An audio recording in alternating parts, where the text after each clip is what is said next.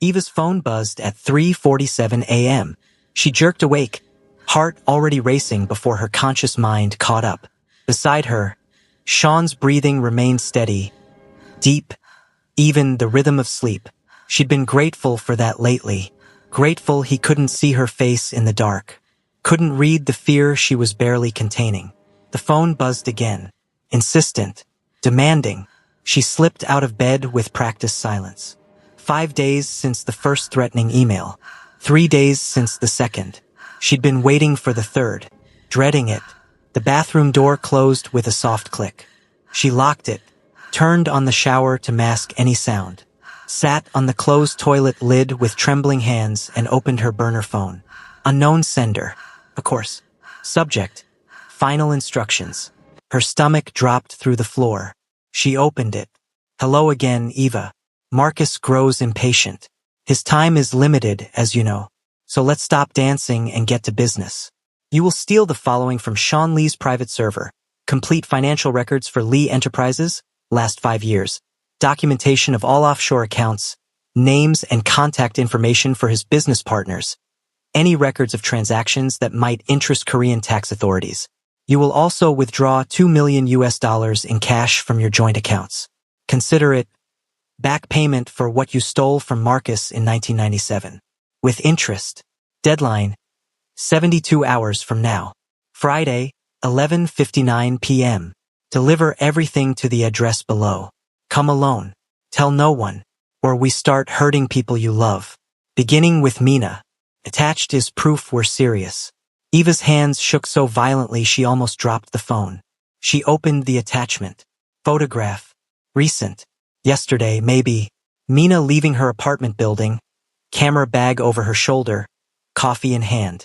Unaware she was being watched. A red circle drawn around her head. Crosshairs. The message continued. We're watching her. We're watching you. We know your routines. Where you work. Where she works. The gallery. The cultural center. The penthouse you share with your billionaire. Marcus wants you to understand something. Eva, you took everything from him. His money.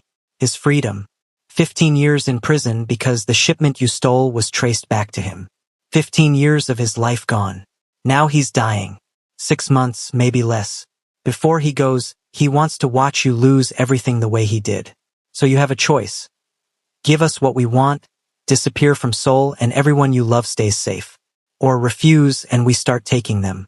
One by one. We'll start with the girl. Then maybe your sister. Then your boyfriend discovers exactly what kind of woman he's been sleeping with. 72 hours, Eva. Clock's ticking. The phone slipped from her fingers. Clattered against tile. Eva couldn't breathe. The bathroom walls pressed in. Steam from the shower made the air thick, suffocating. She could only see Mina's face in that photograph. Her baby, 23 years old. Alive and laughing and completely unaware that her mother's past was hunting her with crosshairs and deadline countdowns. 72 hours. The number burned behind her eyes like a brand. Her mind spiraled back. Unwanted, unstoppable. London, 1997. 27 years that felt like yesterday when the fear came. Flashback, London, 1997. Eva at 23, sitting in a dingy London pub, counting coins that wouldn't cover next month's rent. Student visa running out. No money to extend it. Parents back in Seoul expecting her to finish her semester abroad and come home successful. She had 47 pounds to her name. You look like you could use a drink. Marcus Wright. 38, handsome in that dangerous way, expensive coat over jeans. British accent smooth as expensive whiskey. I'm fine, she'd said. You're counting change in a pub at 11 p.m. on a Tuesday. You're the opposite of fine. He'd sat without invitation. Ordered her a gin and tonic she hadn't asked for. I have a job. Easy money. You interested? She should have said no. Should have walked away. But 47 pounds wouldn't get her home. Wouldn't save her from the shame of calling her parents and admitting she'd failed. What kind of job? His smile had been charming then. She hadn't recognized it as predatory yet. Courier work. You pick up a package. You deliver it. You don't ask questions. 5,000 pounds per delivery. 5,000 pounds. More money than she'd ever seen. That's illegal. That's survival. He'd slid a card across the table. Think about it. Call me when you're ready to stop being desperate. She'd called him the next day. The first 2 deliveries were easy. Pick up a package at a warehouse. Deliver it to an address. Walk away. No questions. 10,000 pounds that felt like salvation. The third delivery was different. She'd known something was wrong the moment she arrived at the meeting point. A condemned building in East London, windows broken, graffiti screaming territorial warnings. The men waiting inside weren't the usual buyers. They were younger, twitchy, high on something. Where's Marcus? She'd asked. Marcus sent us. Hand over the package. She tried to leave. They'd blocked the door. Package first, bitch. Everything had happened fast after that. Too fast. One of them grabbed her bag. She'd fought back. Shoved him. He'd pulled a gun. Then the others had guns. Then Marcus's people had arrived. Backup she hadn't known was watching. Gunfire. Screaming. Bodies falling. Eva on the floor, hands over her head. The package split open beside her. White powder and bundled cash spilling across concrete. 2 men dead. Maybe more. She couldn't tell through the chaos. When silence finally came, Marcus had pulled her to her feet. You okay? She wasn't. Would never be again. Take the money, he'd said, shoving cash into her hands. All of it. 200,000 pounds. Take it and get out of London. Tonight. What? Why? Because the police are coming. Because those dead men have friends. Because you're a loose end, Eva. And loose ends get cut. His eyes had been cold. Final. You take the money. You disappear. You never mention my name. Understood. She'd understood one thing. If she didn't run, she'd end up dead or in prison. So she'd run. Taken the money. Caught the first flight to Seoul. Never looked back. Never spoke of it again. Until now. Present day. Eva gasped, pulled back to the present by the sound of the shower still running. 27 years. She'd thought she'd buried London deep enough. Thought Marcus had forgotten. Thought the scared 23-year-old who'd stolen drug money and fled across continents was someone else entirely. But the past never forgot. It just waited for you to build something worth destroying. She picked up the burner phone with numb fingers. Reread the instructions. Steal from Sean. $2 million. 72 hours. She could do it. Sean had given her all his access codes. Trusted her with his business, his life, his empire. He'd shown her how his security systems worked, proud and open, wanting her to understand his world. That trust felt like broken glass now. Sharp, cutting, impossible to hold without bleeding. But if she didn't do this, Marcus's people would hurt Mina. Her daughter. Her baby. The one purely good thing she'd ever created. The choice wasn't really a choice at all. Eva deleted the email. Cleared her history. Flushed the burner phone down the toilet. Too dangerous to keep now. She'd memorized everything. The instructions. The address. The deadline. When she returned to bed, Sean was exactly as she'd left him. Asleep. Peaceful.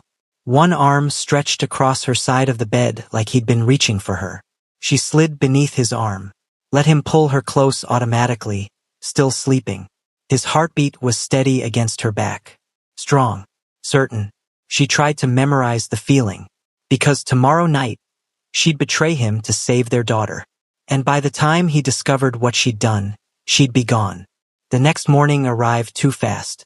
Eva went through the motions. Coffee at 6. Sean reading business reports while she pretended to grade student poetry. Their usual comfortable silence felt like walking on glass. One wrong step and everything would shatter. You okay? He asked without looking up from his tablet. Fine. Just tired. You've been tired a lot lately. His eyes lifted. Found hers. Dark. Unreadable. Seeing too much. Anything you want to talk about? Yes. Everything. Please help me. I'm drowning and I don't know how to ask for help. No. Just work stress. Spring exhibition planning. He studied her face. She felt the weight of his gaze, the way he could always see through her carefully constructed masks. But he just nodded slowly. If you need to talk, I'm here. Always. You know that. I know. The lie tasted like copper. like blood. At the cultural center, Eva taught on autopilot, smiled at students, offered feedback on their poems about loss and longing and learning that some things break so completely they can't be put back together. The irony wasn't lost on her. During lunch, she locked her office door, pulled out her personal phone, opened Sean's business system using the credentials he'd given her months ago. "In case you ever need anything," he'd said, trusting absolutely. "My world is your world now." The files were there. Everything Marcus wanted. 5 years of financial records, offshore accounts, business partner information, transactions that were perfectly legal but could be twisted, manipulated, used to destroy everything Sean had built. Her finger hovered over the download button. But copying this much data would trigger security alerts. His team would investigate, find her digital fingerprints all over the breach. He'd know it was her, unless she was smarter. Eva closed the laptop, made her decision. She'd have to do this from his office. After hours. Use his direct terminal to avoid detection protocols. Download everything to an external drive. Leave no trace except the missing data itself. Break into Lee Enterprises and steal from the man she loved. Her phone buzzed. "Mina, lunch tomorrow? I miss your face." Eva's vision blurred. She typed with shaking hands, swamped with exhibition work. "Next week? I love you so much." She couldn't face Mina. Couldn't look at her daughter knowing she might be the reason Mina got hurt. Knowing that in 48 hours, Eva would disappear from her life to keep her safe. Another text. "Sean, this time. Dinner tonight? Want to take you somewhere special." God, if he knew what she was planning. "Can't tonight. Behind on grading. Rain check." 3 dots appeared. Disappeared. Appeared again. "You've been distant. Is everything okay with us?" The question landed like a punch. "Everything's fine. Promise. Just stressed. I love you. I love you too. Always." She set down the phone, put her head in her hands. 46 hours until the deadline. Tomorrow night, she'd destroy everything she'd built. Betray the man who'd waited 32 years for her. Break the trust she'd finally learned to accept. But Mina would live. That was all that mattered. Even if it meant Eva had to disappear forever. That night, Eva lay rigid beside Sean. His arm was draped across her waist. Possessive even in sleep. Protective. Trusting in a way that made her chest ache. She'd been staring at the ceiling for 3 hours. Planning. Memorizing. Preparing. Tomorrow. She'd do it tomorrow night. Friday. When Sean would be at a late dinner meeting. She'd tell him she was working late at the center. Go to Lee Enterprises instead. Download everything. Have it ready for the Friday night deadline. Then she'd deliver it. Disappear. Leave Seoul before Sean woke up Saturday morning and discovered what she'd done.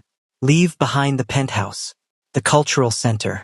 The life where she was finally visible and valued and loved. But Mina would be safe.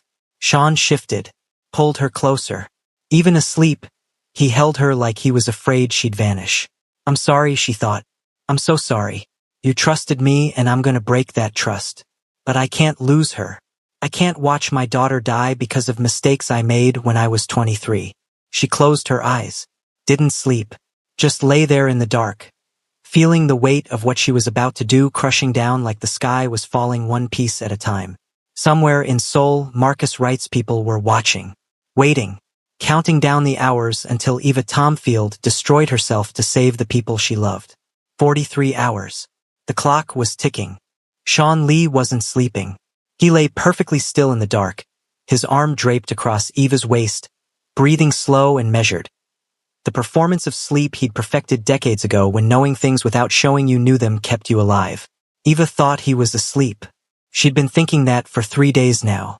3 days since that dinner conversation when he'd asked about London and watched her face drain of color. Watched fear flash across her features before she buried it under lies. 3 days of watching the woman he loved pull away inch by terrified inch. She thought she was hiding it. The way she flinched when her phone buzzed. The forced brightness in her smile. The fact that she hadn't really looked at him, truly looked, since that night.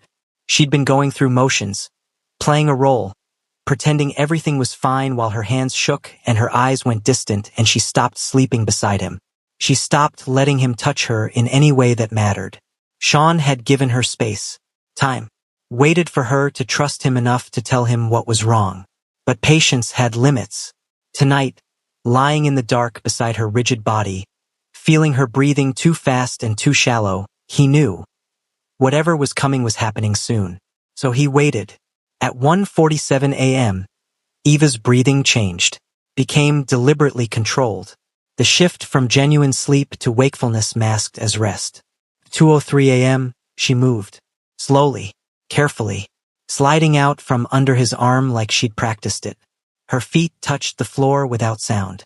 She stood there for 30 seconds, he counted them, watching him, making sure he was asleep. He kept his breathing steady. Eyes closed. Every muscle relaxed. She moved to the closet. The soft whisper of fabric. Dark clothes being pulled on. Jeans. Black shirt. She was dressing for something that required invisibility. Sean's jaw tightened. He forced it to relax. She grabbed her phone. Her keys. Paused at the bedroom door. He felt her looking back at him one last time. Then she was gone. The apartment door closed with a soft click 5 minutes later. Sean opened his eyes, sat up in the dark, pulled out his phone. Not the one on the nightstand, the other one, the one she didn't know about, and opened the tracking app he'd installed on her phone 3 days ago. He wasn't proud of it, hated himself for the invasion, but he'd learned long ago that loving someone meant protecting them, even from themselves, even when they didn't want protection. The dot that was Eva moved through Seoul's late-night streets, heading southeast, toward Gangnam, toward Lee Enterprises. His stomach dropped even though he'd suspected this. Known it really, since he'd seen her accessing his business systems 2 days ago during her lunch break. Watched her hesitate over files she had no reason to be viewing. He'd said nothing, done nothing, just watched, waited, hoping she'd come to him. She hadn't. Now she was going to his office at 2 in the morning to steal from him. Sean stood, already dressed. He'd been wearing jeans and a t-shirt under the covers, prepared for this exact scenario. Grabbed his jacket, his keys, the tablet that would show him security footage in real time. Called his head of security. The phone was answered on the first ring. "Sir, she's coming to the office. Let her in. Give her access to whatever she needs.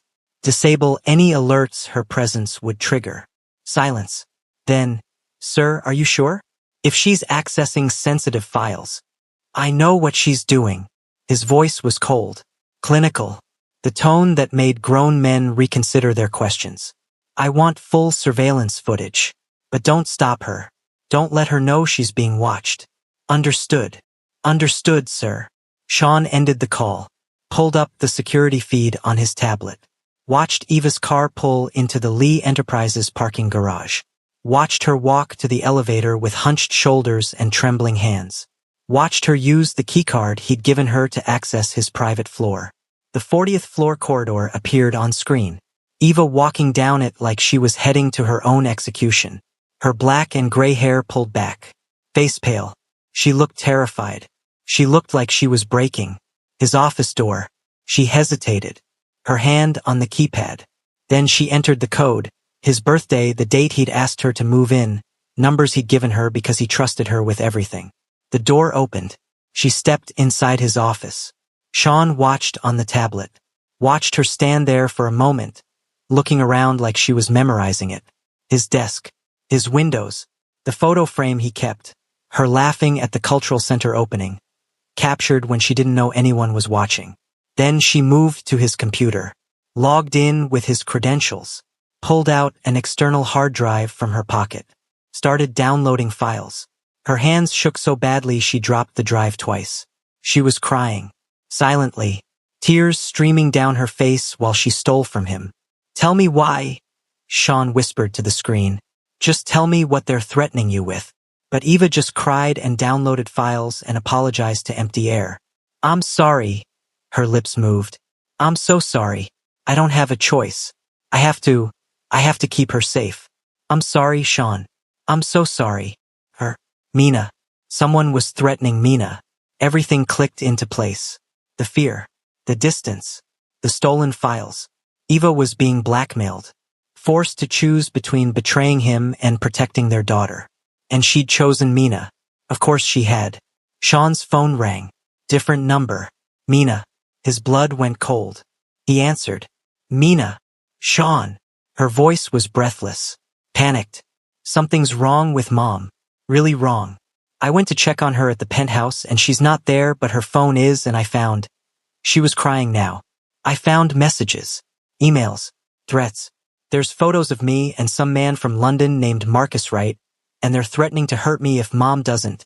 I know, he said quietly. Silence. Then, you know. Your mother is at my office right now, taking files she thinks I don't know she's taking. What? Why would she? Because someone told her that stealing from me would keep you safe. His jaw clenched. Because she thinks she has to do this alone. We need to stop her. No. He watched Eva on the screen, downloading the last of the files, wiping her eyes, trying to compose herself. We need to let her finish. But, Mina, listen to me. His voice went hard, commanding. Stay at the penthouse. Lock the doors. Don't leave for any reason. I'm bringing your mother home, and then she's going to tell us everything. Every detail about London, Marcus Wright, what happened 27 years ago, and exactly what they're threatening her with. How did you know about London? Because I've been investigating since the moment someone sent me an email asking about it. He grabbed his car keys, started walking toward his private elevator. I know your mother was connected to Marcus Wright. I know he went to prison. I know she came back to Seoul and never spoke of it. What I don't know is the full story. And I can't protect either of you if I don't know what we're facing. Sean. Mina's voice cracked. Is Mom going to be okay? He looked at the tablet screen. Eva putting the external drive in her pocket, looking around his office one last time. Her face was devastated. Lost. I'm going to make sure of it, he said. Even if she won't let me. He ended the call, pulled up the security feed showing the parking garage. Eva would be leaving soon, heading back to the penthouse, thinking she'd gotten away with it. He'd let her think that for exactly 15 more minutes.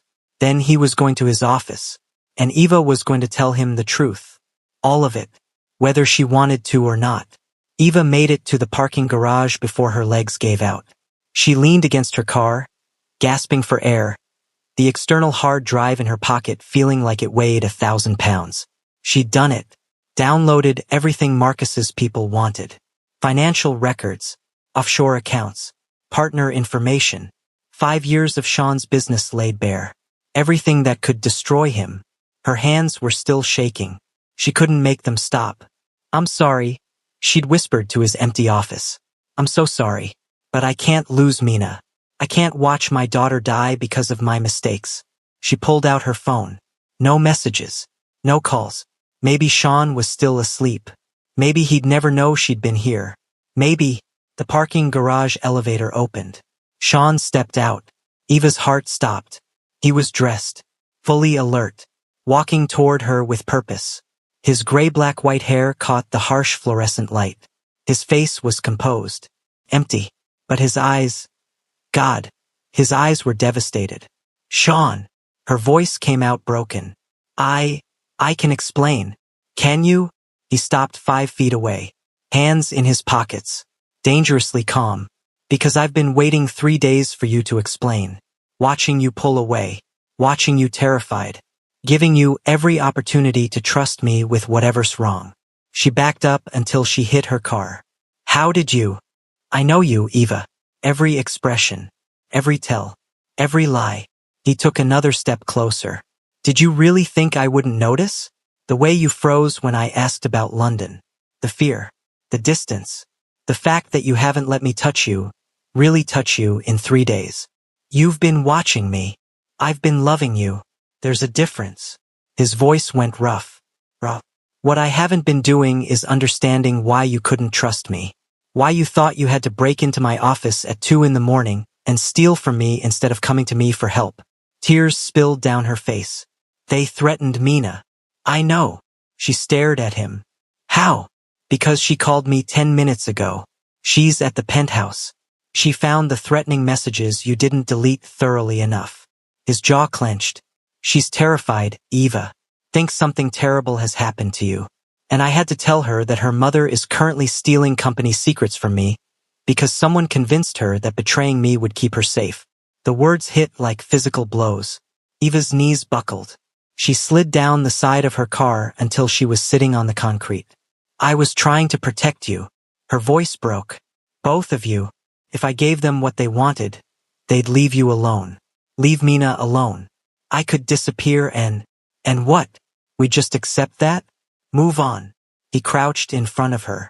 Close enough she smelled his cologne. Cedar and something darker, familiar and devastating. Did you really think I'd let you disappear? That I'd just wake up one morning, find you gone, and think, well, that's that? You'd be safer without me.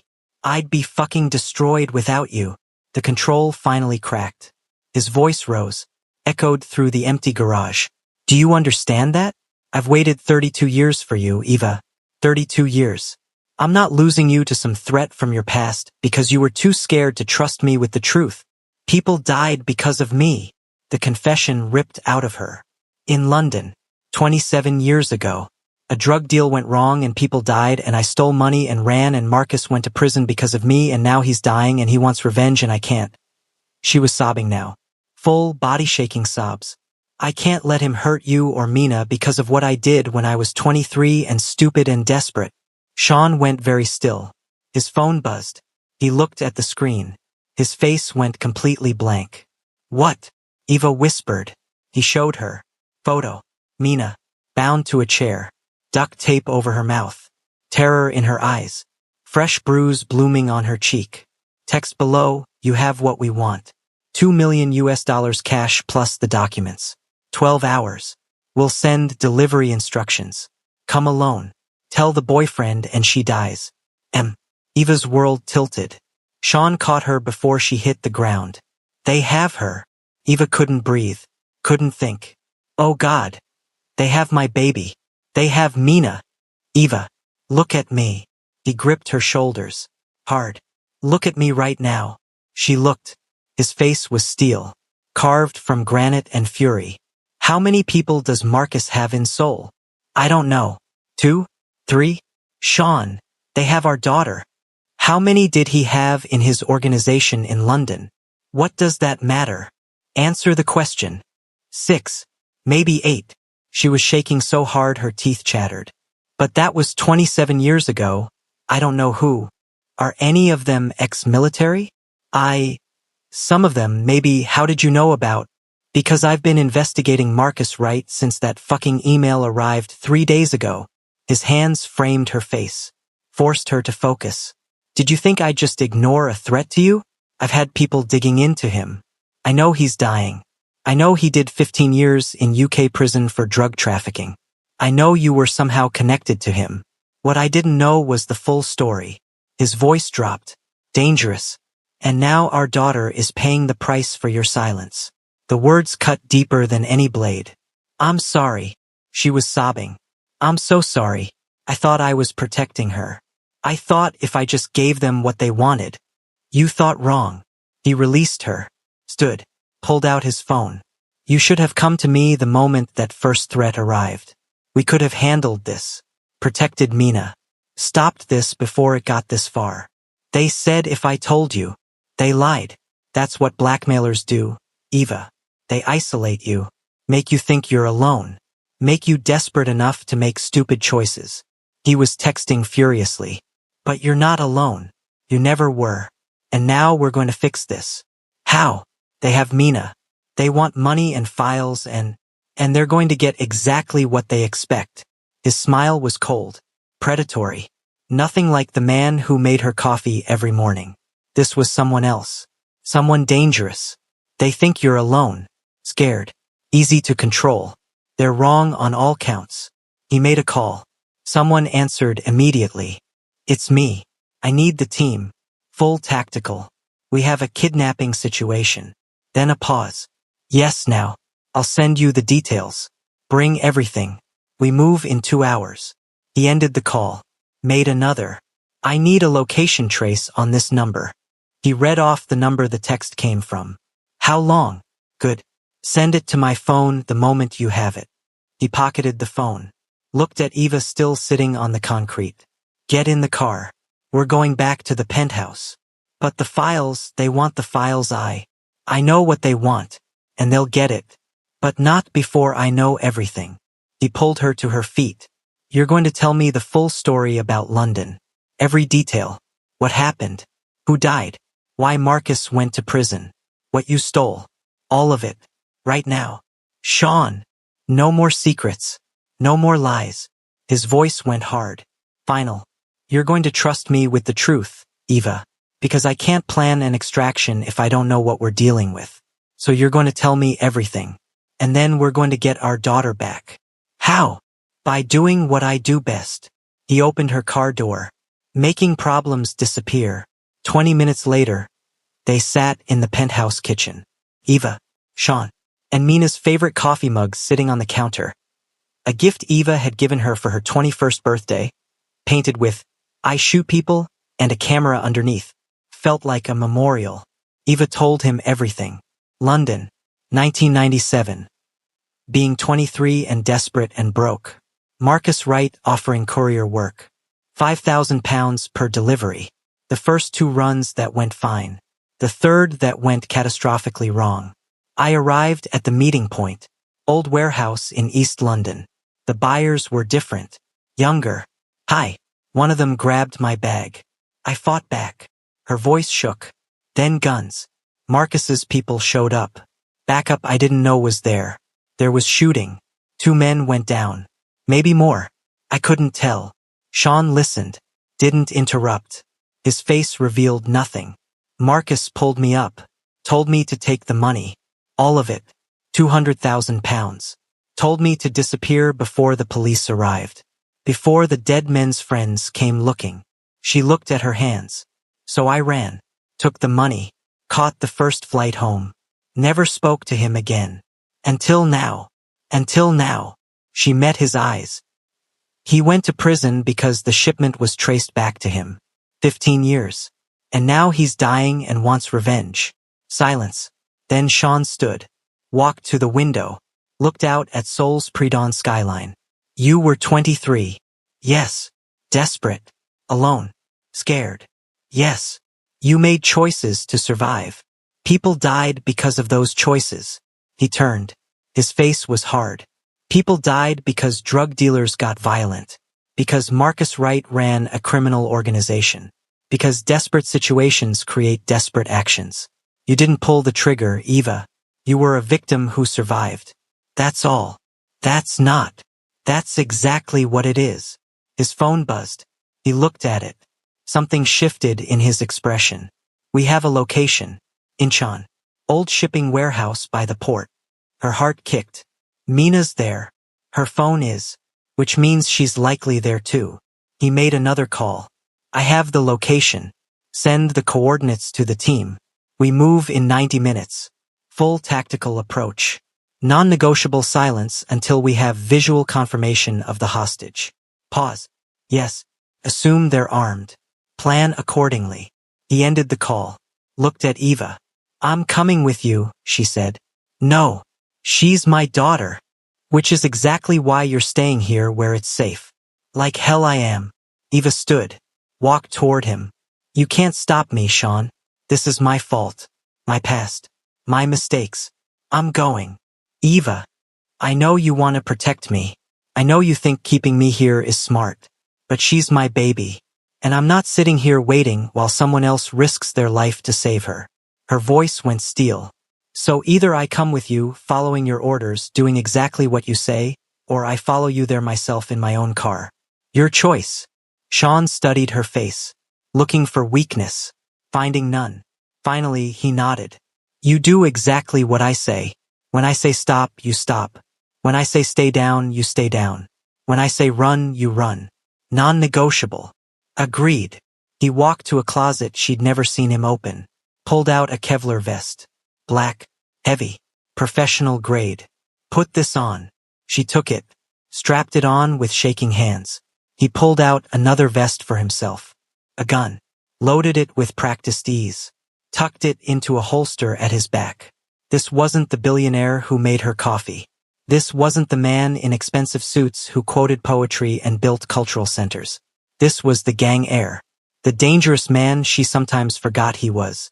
The son of his father who'd survived in a world where violence was currency and mercy was weakness. Sean. He looked at her. Thank you. For not hating me. For not. Her voice broke. For still being here. He crossed to her. Cupped her face. I will always be here. Always. Even when you don't trust me. Even when you make stupid choices trying to protect me. His forehead touched hers. But after this, after we get Mina back safe, we're gonna have a long conversation about trust. And honesty. And the fact that we're a team. Understood. Understood. Good. He kissed her. Hard. Claiming. Now let's go get our daughter. The drive to Incheon took 40 minutes through Seoul's empty pre-dawn streets. Eva sat in the passenger seat of Sean's Range Rover, Kevlar vest heavy on her chest, watching the city blur past. Behind them, 2 black SUVs followed Sean's team. Men whose faces she'd never seen but whose presence felt like coiled violence waiting to be released. Sean drove with one hand on the wheel, the other holding his phone. He was on his 3rd call in 20 minutes, speaking rapid Korean too low for Eva to fully catch. Tactical terms, coordinates, exit strategies. He'd transformed completely. The man who'd kissed her goodbye each morning was gone. In his place sat someone cold, calculating, dangerous. A stranger wearing Sean's face. Except he wasn't a stranger. This was who he'd always been underneath the tailored suits and gentle touches. The boy who'd grown up in his father's world. A world where problems were solved with violence and mercy was a luxury you couldn't afford. She'd chosen to love him knowing this existed. But seeing it was different. 10 minutes out, Sean said to whoever was on the phone. Circle the perimeter. I want eyes on every exit before we move. No one in or out without my knowledge. Pause.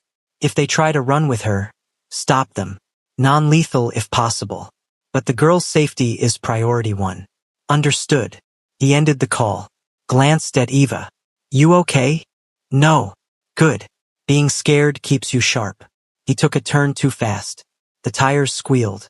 When we get there, you stay in the car until I clear the building. No arguments. Sean. Eva. These people kidnapped our daughter and threatened to kill her. I don't know how many are inside. I don't know what weapons they have. I don't know if Marcus Wright himself is there. His jaw clenched. What I do know is that I can't focus on getting Mina out safely if I'm worried about you getting shot. I won't. You don't know that. Neither do I. He reached over, squeezed her hand. Hard. Please. For once, just trust me to handle this. She wanted to argue, wanted to insist she could help. But the truth was she'd be a liability. She had no training, no experience. She'd freeze or panic or get in the way.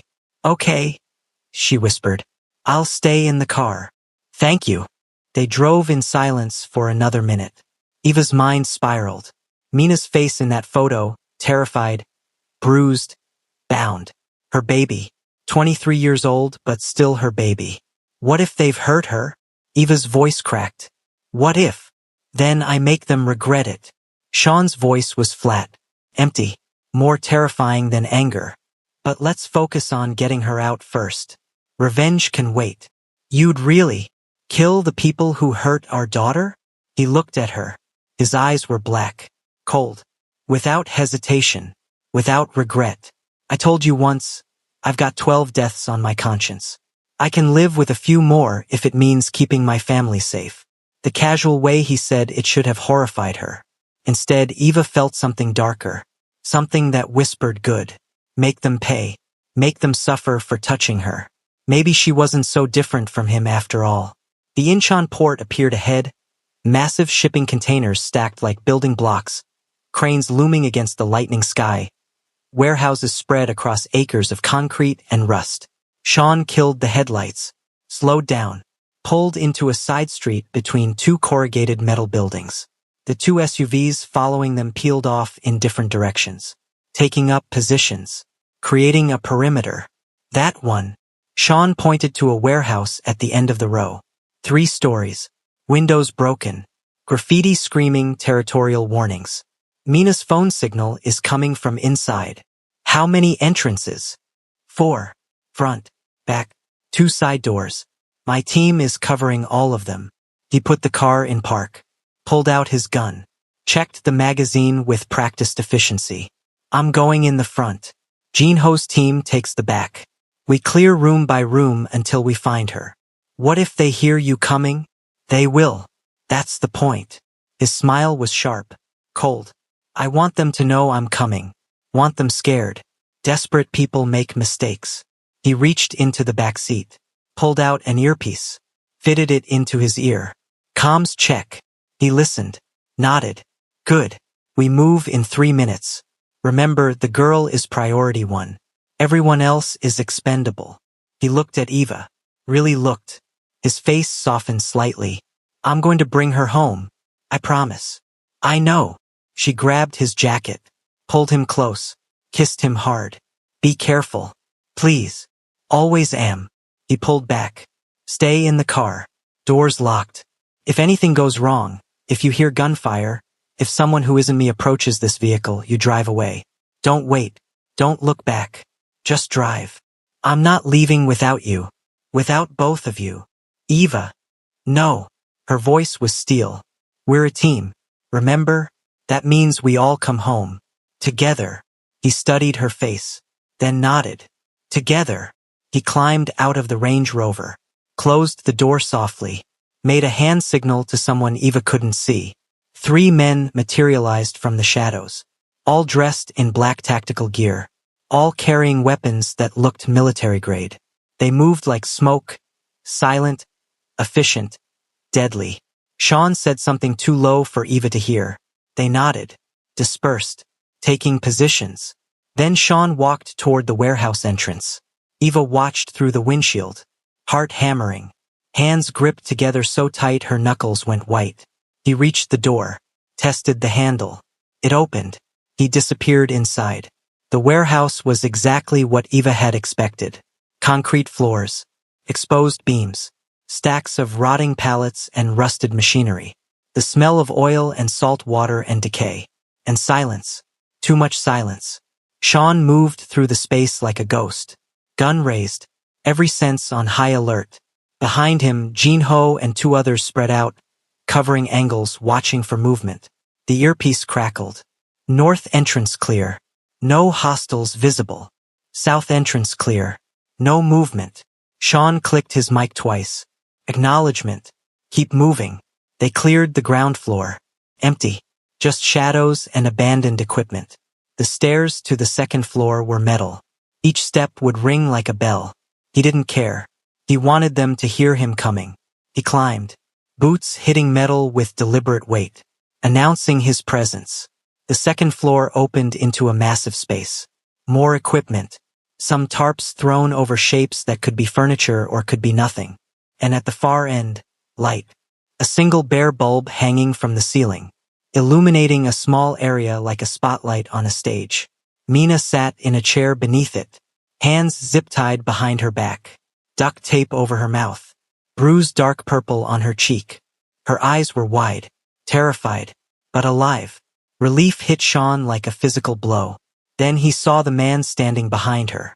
British, late 50s, thin to the point of emaciation, cancer eating him from inside. Gray hair, sharp eyes, expensive coat over a body that was clearly dying. Marcus Wright, and he had a gun pressed to the back of Mina's head. Mr. Lee. Marcus's voice was cultured, almost polite, British accent cutting through the warehouse silence.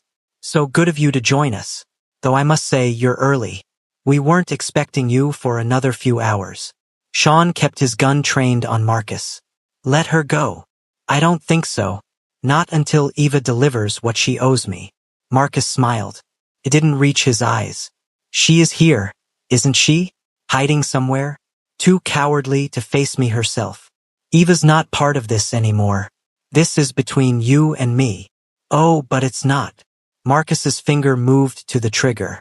Mina whimpered beneath the tape. You see, I don't actually care about the money or the files. I never did. What I want is for Eva to lose everything the way I did. her freedom, her family, her future.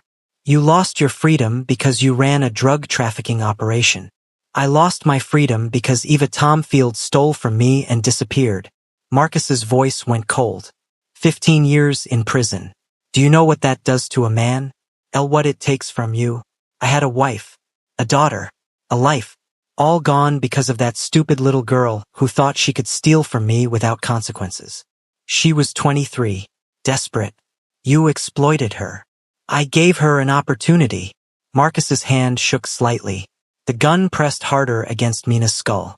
She took advantage of my generosity, stole 200,000 pounds, left me to take the fall when the police traced the shipment. So you waited 27 years for revenge? I waited 15 years in prison, then 12 more years tracking her down, making sure she built something worth destroying. Marcus's smile was terrible. And she did. Beautiful daughter, successful boyfriend, important job, a life. Now I'm gonna take it all away. Starting with the girl. Touch her and you die. Sean's voice was empty. Final. Slowly. Painfully. I'll make sure of it. You'll try. But I'm already dying, Mr. Lee. Cancer. 6 months at best. I have nothing to lose. Marcus's finger tightened on the trigger. But Eva does. She has everything to lose. So here's what's going to happen. A shot rang out. Marcus jerked.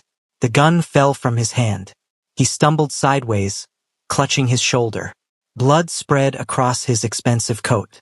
Jinho stood on the catwalk above. Rifle still raised. Perfect shot. Non-lethal. Exactly as ordered. Sean moved. Crossed the distance to Mina in 3 strides. Grabbed her chair. Pulled her away from Marcus. Ripped the tape from her mouth.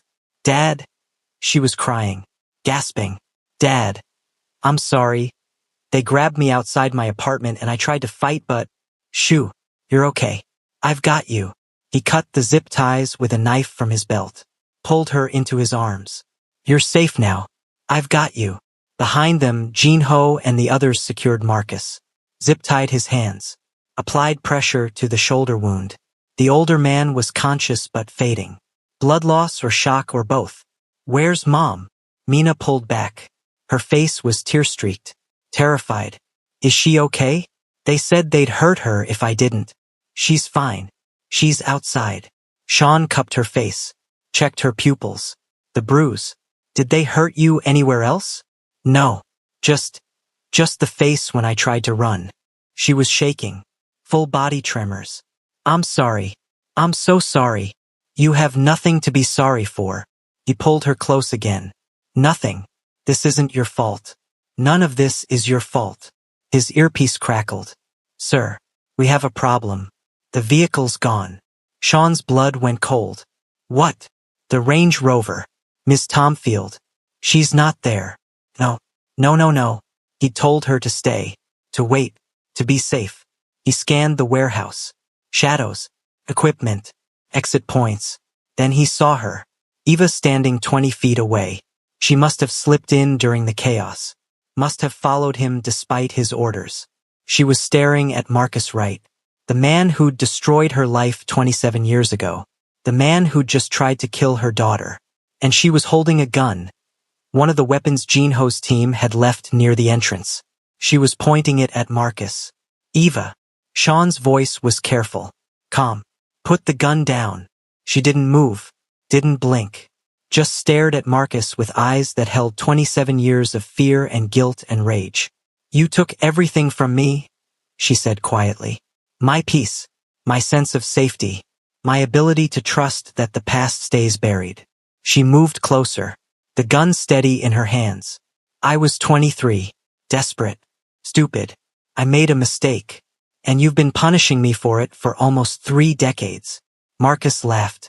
Wet. Gurgling. Blood on his lips. And I'd do it again. You deserve to suffer, Eva. You deserve to lose everything. Maybe I do. She stopped 5 feet away. But my daughter doesn't. She's innocent. She had nothing to do with what happened in London. Collateral damage.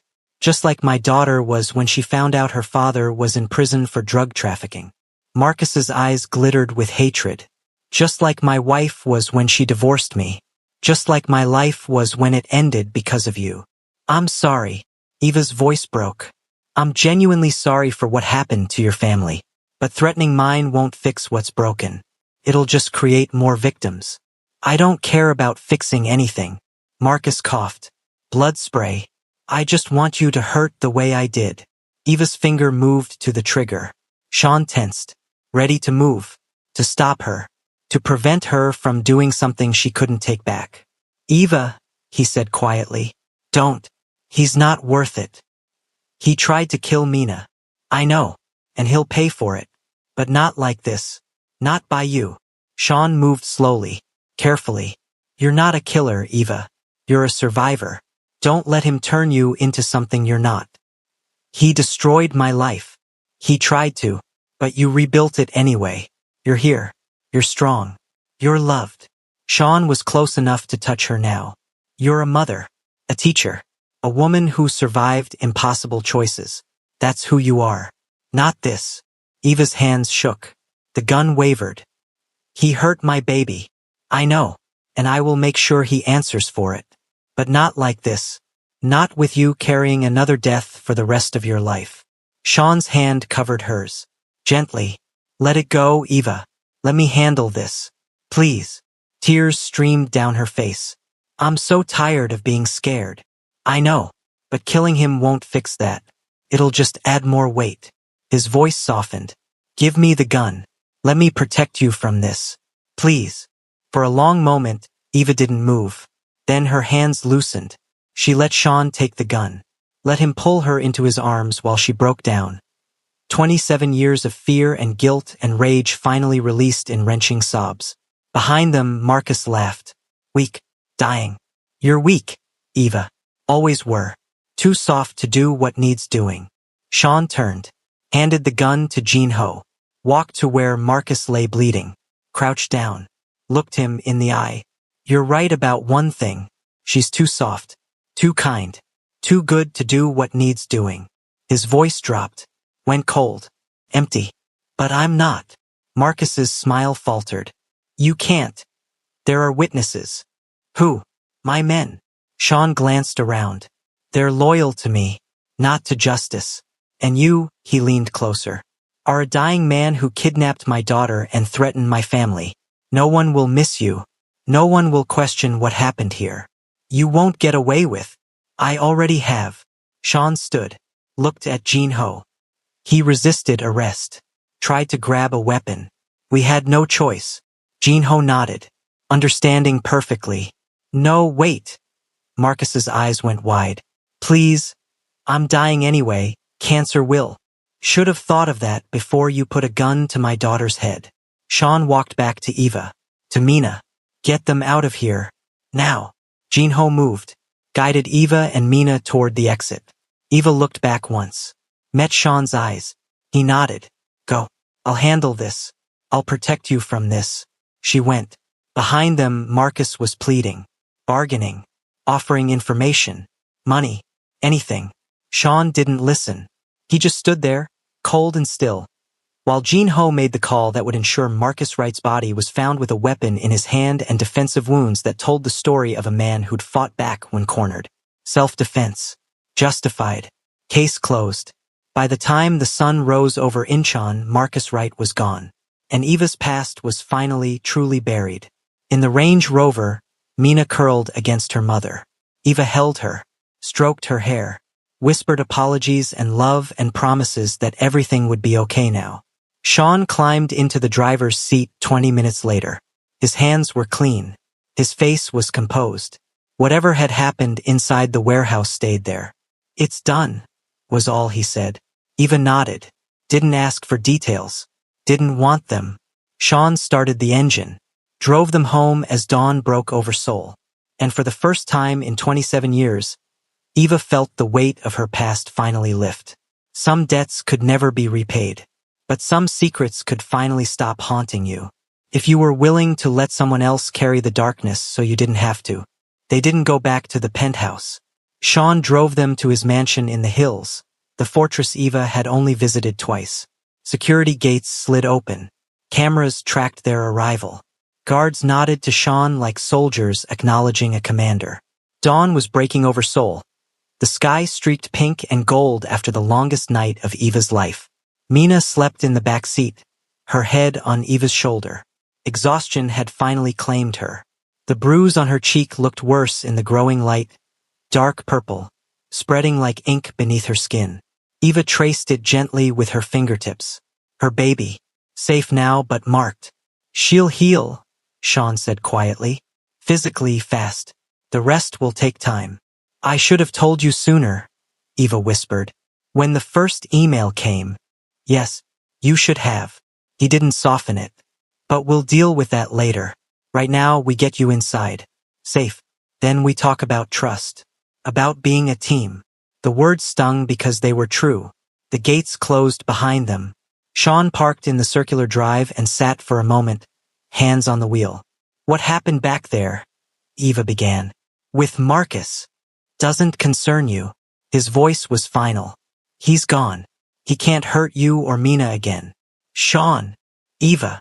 He turned to her. His hair was disheveled, the scar on his jaw catching the morning light. His eyes were tired but steady. I did what I had to do to protect my family. I do it again. You don't need to carry that. I will. Understood. She nodded. Marcus right. The man who'd haunted her for 27 years was dead. And Sean was carrying that darkness so she wouldn't have to. Thank you, she whispered. Don't thank me. Just promise me that next time something threatens you, you come to me first. I promise. Good. He got out. Let's get Mina inside. The mansion was everything the penthouse wasn't. Sprawling, fortified, disguised as luxury. Sean carried Mina upstairs. She barely stirred, curling against his chest like she had when she was small. He laid her in a guest room. Eva removed her shoes, pulled a blanket over her. Mina's eyes fluttered open. Mom, I'm here. You're safe. Don't leave. I won't. Eva stayed until Mina slept again. When she stood, the world tilted. Sean caught her. Come on. You need sleep. I can't. Shower. Food. Sleep. He guided her into his bedroom. In that order. She protested weakly about clothes. He handed her one of his shirts. Shower. We'll talk after. She stood under water hot enough to burn, watching the last 24 hours wash away. Her hands shook. Her whole body did. Mina was safe. Marcus was dead. So why did she still feel like she was falling? By the time she emerged, wrapped in an oversized towel, Sean was sitting on the bed. He'd showered too. Food sat on the nightstand, rice, soup. Eat. She managed half before her stomach rebelled. It's enough, he said gently. How am I supposed to feel? She asked. I almost killed him. I know. Does that make me terrible? It makes you human. He threatened your daughter. But I didn't do it. You did. She looked at him. How do you live with that? By remembering why. He sat beside her. Every man I've killed, 13 now, threatened my family. I don't lose sleep over protection. You killed Marcus. I had him killed. He died quickly. He was terminal anyway. I shortened the timeline. She should have been horrified. Instead, she felt relief. Does that make me bad? She whispered. It makes you a mother. He pulled her close. We're both carrying darkness now. That's what family is, sharing the weight. I'm sorry I didn't trust you. I know. I was trying to protect you. I know that too. But I don't need protecting. I need honesty. She nodded. I'll try. You will, he said softly. Because I didn't wait 32 years for you to shut me out. He kissed her slow, tender. Sleep, he murmured. I'll handle the rest. She woke to voices. Low, male, formal, police. Her heart slammed. She pulled on Sean's pants and crept to the stairs. Self-defense, Sean was saying. My daughter is traumatized. We need to speak to Ms. Tomfield, the detective replied. Eva descended. The detective was middle-aged, tired. Ms. Tomfield, Detective Park. How did you know Marcus right? I didn't, she said evenly. I'd never met him. Interesting. He flew from London. You studied there in 1997. A coincidence. He was dying. Why target you? I don't know. But my daughter was held at gunpoint. I'm grateful he's dead. The detective studied her. We'll need statements tomorrow. With our lawyers, Sean said. As the detective turned to leave, he paused. Mr. Wright served time for drug trafficking. Courier disappeared. Never identified. Silence. Why tell me this? Eva asked. Because the past has a way of resurfacing. He handed her a card. If you remember anything, call. He left. Eva sagged. Sean caught her. He knows, she whispered. He suspects, Sean corrected. No evidence. And no Marcus. Upstairs, a voice called softly. Mom! Mina. Eva pulled free and ran to her daughter, gathering her into her arms. I'm here, she said. I'm not going anywhere. They stood together, bruised, shaken, alive. For now, that was enough. 3 weeks passed like wading through fog. The police questioned them. Eva, Sean, Mina. Separately, together, in exhausting circles that felt designed to trip them up. Detective Park pushed, probed, clearly didn't believe the official story. But without evidence, suspicion was just noise. Marcus Wright's death was ruled justifiable homicide. Self-defense during an attempted rescue. The case was closed. His body was cremated. No family came forward to claim it. No one mourned him. Eva should have felt relief. Instead, she felt hollow. She'd moved back into the penthouse after the first week. Couldn't stay at the mansion, it felt like hiding. But being home didn't feel right either. Everything was the same. Coffee at 6.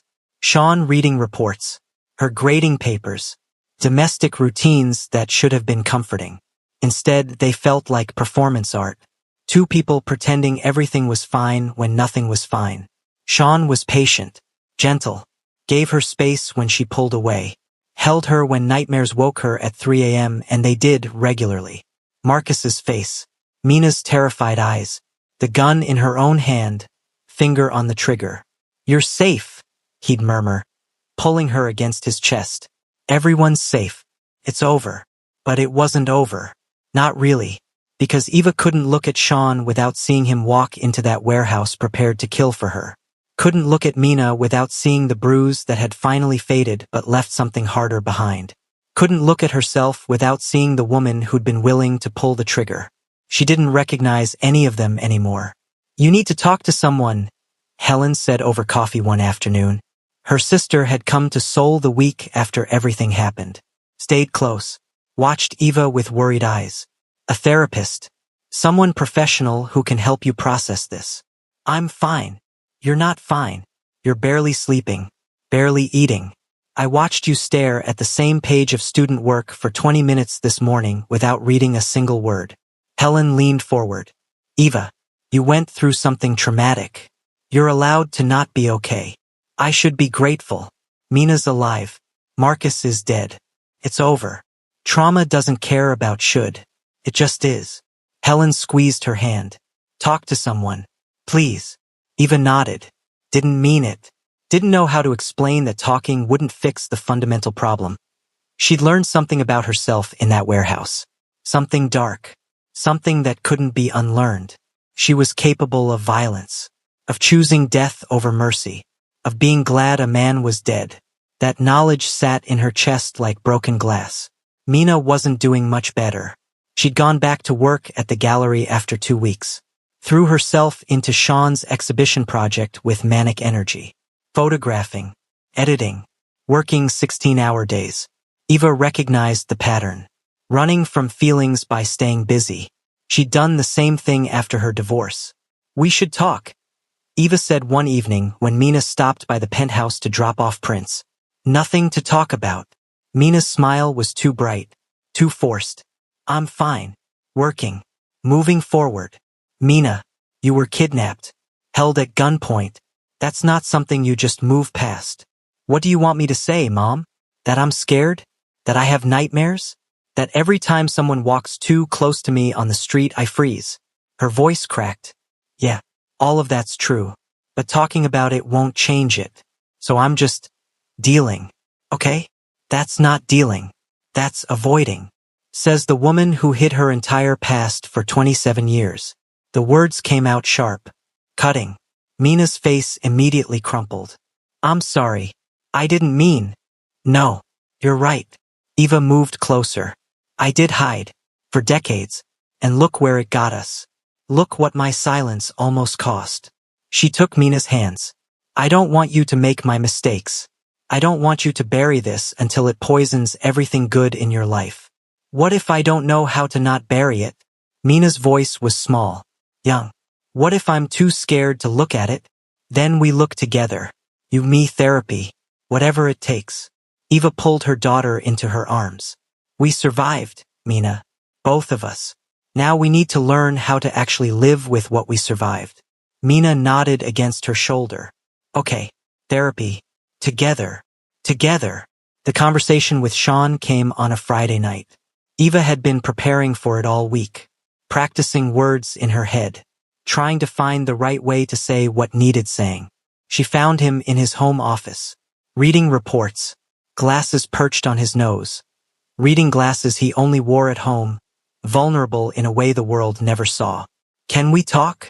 He looked up, read something in her expression, set down his tablet. Of course.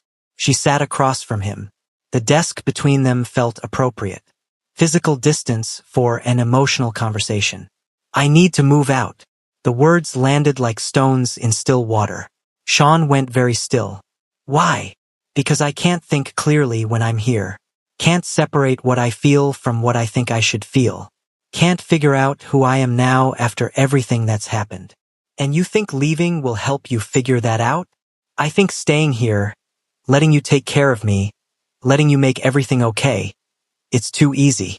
I need to sit with the uncomfortable stuff. The guilt, the fear, the fact that I almost killed someone and part of me wishes I had. She met his eyes. I need space to process what I've learned about myself, about us, about what I'm capable of. You're capable of protecting your daughter. That's not something to be ashamed of. I'm also capable of lying to you, of stealing from you, of choosing to handle threats alone instead of trusting you. Her voice cracked. I broke every promise I made about partnership and trust, and I need to figure out why. Why I default to hiding instead of asking for help. Why I couldn't trust you even after everything we've built. So you're leaving. Not forever.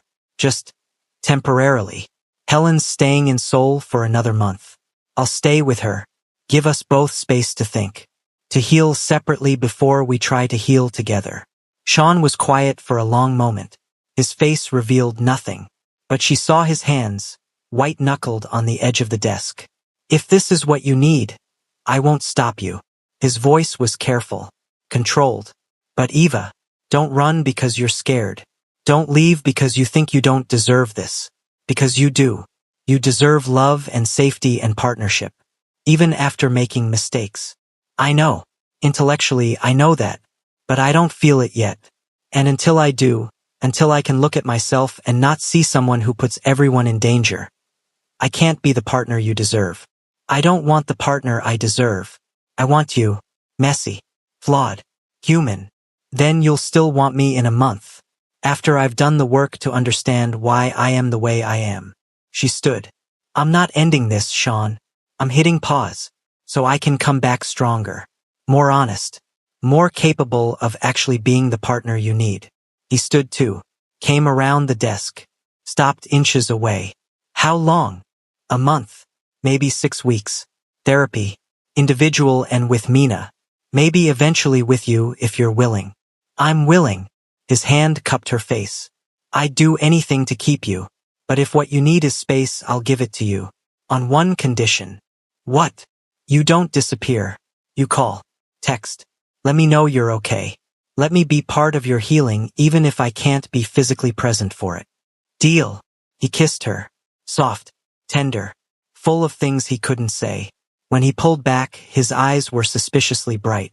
I'll wait, he said. However long it takes. I've waited 32 years. I can wait a few more weeks. Thank you. For understanding. For not hating me. I could never hate you, Eva. Frustration? Worry? Yes. But hate? Never. He touched his forehead to hers. Go. Do your work. Heal. I'll be here when you're ready. Eva moved into Helen's rental apartment the next day.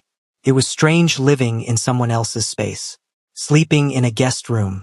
Eating meals she didn't cook. Having no routine. No structure. Nothing familiar to hide behind. The first week was hard. She cried more than she'd cried in years. Called Sean twice just to hear his voice. Almost gave up and went back to the penthouse 3 times. Helen stopped her each time. Sit with it. The discomfort. The loneliness. The fear. That's where the growth happens. The second week, Eva started therapy. A woman named Dr. Kong. 50s. Kind eyes. Experienced with trauma. Tell me about London, Dr. Kong said in their first session. So Eva did. All of it. The desperation. The stupid choices. The deaths. The 27 years of running. You were a victim who made survival choices in an impossible situation, Dr. Kong said when Eva finished. The guilt you're carrying belongs to the people who put you in that situation. Not to you. But people died. Yes, and that's tragic. But their deaths were caused by violence between criminals. Not by a terrified 23-year-old who was trying to survive. The words should have helped. They didn't. Not yet. But slowly, session by session, conversation by conversation, Eva started to untangle guilt from responsibility. Started to separate the choices she'd made from the consequences she couldn't control. Started to forgive the 23-year-old girl who'd done what she had to do. Therapy with Mina was harder. Messier. Both of them crying. Both of them angry. Both of them learning that trauma doesn't have a timeline and healing isn't linear. I'm sorry, Eva said during their third joint session, for putting you in danger. For not protecting you from my past. I'm sorry too, Mina said. For being angry at you for things you did before I was even born. For not understanding how hard you've worked to keep me safe. They held each other and cried and slowly, so slowly, started to rebuild trust that had been cracked but not broken. 5 weeks after moving out, Eva sat in a coffee shop and wrote. Not lesson plans. Not student feedback. Actual writing. Poetry. Essays. Truth. She wrote about London. About guilt and survival and learning that sometimes the only choice is the least terrible one. About carrying secrets that become heavier every year. About being loved by a dangerous man and learning that love sometimes looks like violence when it's protecting what matters. She wrote until her hand cramped. Until the words stopped coming. Until she looked up and saw the sun setting and realized she'd been writing for 6 hours. Her phone had 3 texts from Sean. Thinking about you. How's therapy going? I miss you. Take all the time you need. But I miss you. She typed back. I miss you too. I think I'm almost ready. His response was immediate. No rush. I'm not going anywhere. She smiled. Finished her coffee. Walked back to Helen's apartment feeling lighter than she had in weeks. That night she called him. Hi. Hi. His voice was warm. Familiar. Home. You sound good. I feel good. Better. Not perfect. But better. Good enough is good enough. I've been writing. About everything. London. Marcus. What I learned about myself. Dr. Kong suggested it. Says it helps to externalize the trauma. Are you going to publish it? Maybe. Anonymously. There are other women like me. Women who made impossible choices when they were young. Who've been carrying guilt and secrets and shame. Maybe my story helps them feel less alone. I think that's brave. I think it's necessary. Healing can't happen in the dark. I learned that the hard way. She paused. I'm ready to come home. If you'll have me. Eva, I'd have you broken. I'd have you healing. I'd have you any way you came. His voice was rough. When? This weekend. I want to finish my sessions with Dr. Kong this week. Say goodbye to Helen. Then I'm coming home. For good. If that's okay. It's more than okay. It's everything. She smiled through tears. I love you. I should have said that more. Should have trusted that love enough to let you help me. You're saying it now. That's what matters. She heard him moving.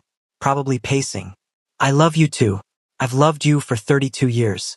I'll love you for 32 more. However you come. Whatever you need. I'm here. I know. I finally believe that. Good. Then come home. Let me prove it every day for the rest of our lives. Saturday morning. Eva stood in the penthouse doorway with one suitcase and 5 weeks of healing behind her. Sean opened the door before she could knock. He looked the same. Gray-black-white hair. Scar on his jaw. Dark eyes that saw everything. But something in his face had softened. Relief.